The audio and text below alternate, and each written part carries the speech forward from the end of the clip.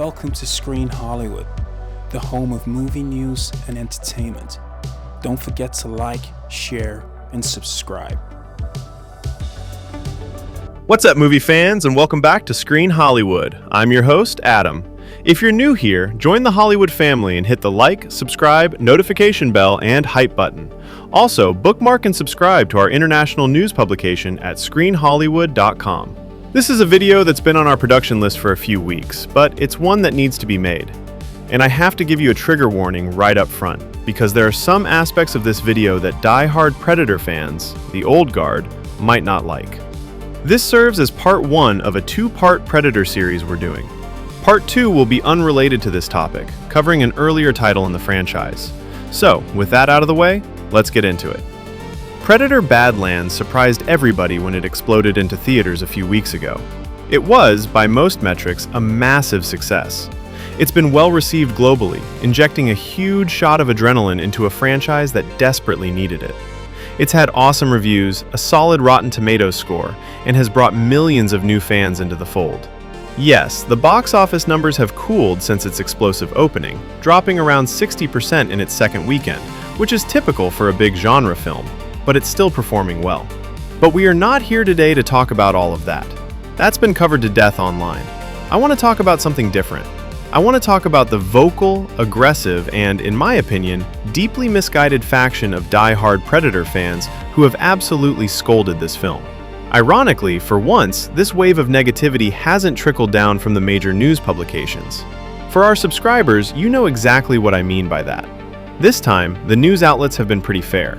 No, on this occasion, the onslaught has come from YouTube. Over the last few weeks, I have seen slander after slander in video titles and thumbnails. Disneyfied Garbage, woke rot, girl boss trash. It's endless. It seems that a certain group of creators are totally hell-bent on forcing everyone else to hate this movie, weaponizing the same old tired buzzwords to farm outrage clicks. As I said in our spoiler-free review, I thought the movie was brilliant and awesome fun. It brought new, much-needed layers to the Yautja race. So in this video, I'm going to break down, point by point, why the haters and detractors are wrong about this film. And if you disagree with anything I say, I genuinely want to hear from you. Let me know in the comments and state your case with reason. Don't just hit me with a, "That's bullshit, Adam." Let's have a real discussion. Let's start with the most common and laziest criticism, the girl boss claims. This is categorically, factually, and demonstrably not true. And I'm going to back it up with evidence from the film itself. We all know Hollywood has been messing up recently, forcing poorly written, all-powerful female characters down our throats. But this movie is not an example of that. First, let's define the girl boss propaganda trope. It's a female character who knows everything, can do everything, is combative and rebellious, especially towards men, is totally independent, and fundamentally gets her own way in every situation. Think of the more annoying aspects of Rey from the Star Wars sequels or Helena in Indiana Jones. They're often written as masculine, tomboyish women with a chip on their shoulder. Keep that definition in mind. Now, let's look at Thea in Predator Badlands. From her very first scene, she is the polar opposite of that trope. She is vulnerable, she is delicate, and she is literally begging for help from Dek, who is, of course, a powerful male alien. Dek rejects her while she pleads with him. Does that sound like a girl boss to you? Could you imagine Rey from Star Wars begging a man for help and being told no? Thea has to negotiate, persuade, and prove her value just to be allowed to accompany him.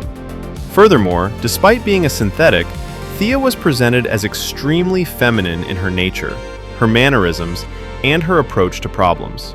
She never makes Dek do anything. She makes suggestions, and more often than not, he rejects them and stamps down his authority as the leader. Think of the scene where Thea tells Dek to avoid the sharp razor grass. What does he say? "You give up too easily." In fact, he says that to her twice. He constantly overrules her cautious, logical advice. Think of the multiple times she warned him to avoid the Kalisk, the planet's apex predator. Did he listen? No. And here is the final, irrefutable piece of evidence. If this film was truly woke girl boss propaganda, Why in the world would 20th Century and Disney make their supposed girl boss disabled?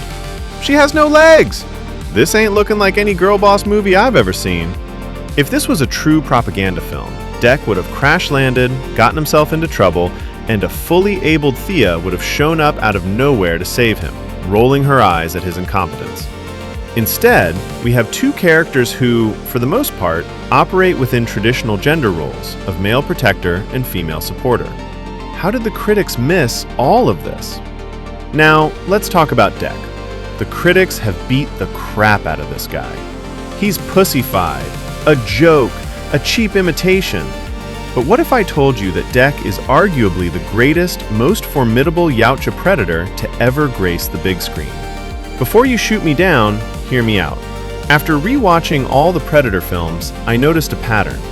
Most of the Yautja we see are heavily, almost completely, reliant on their advanced technology. Their plasma casters, their cloaking devices, their nets. Deck goes through the majority of Badlands with zero tech, except for his sword. He is forced to fight and battle with a ferocity and a primal hunger I have never seen from any other Yautja. He is known as the runt of his tribe, an outcast, but he fights with a brutal, aggressive, and almost thuggish style that is incredibly difficult for his adversaries to combat.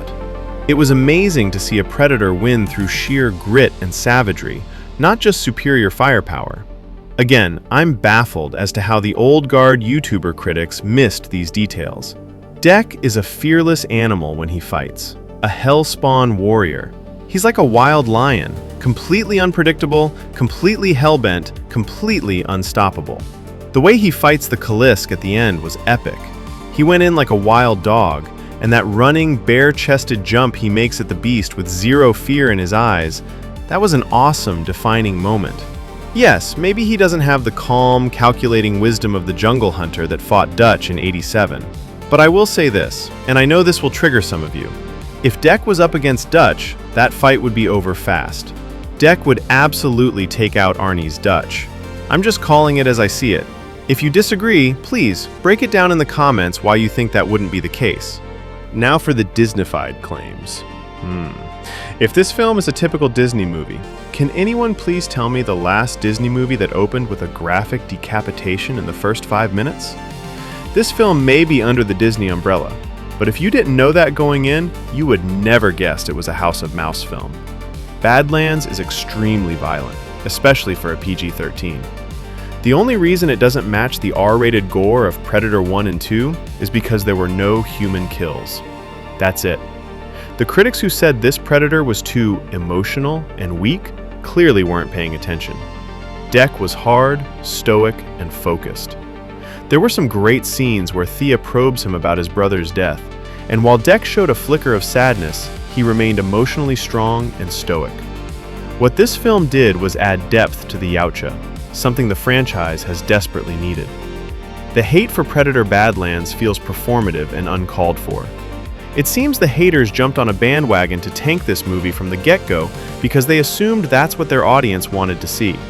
Some channels, and I'm not going to name names, just beat up on virtually every film that gets released. This is a dangerous pattern. If you go into everything searching for problems, eventually that's all you're going to see. Now, the film wasn't perfect. I had my own issues.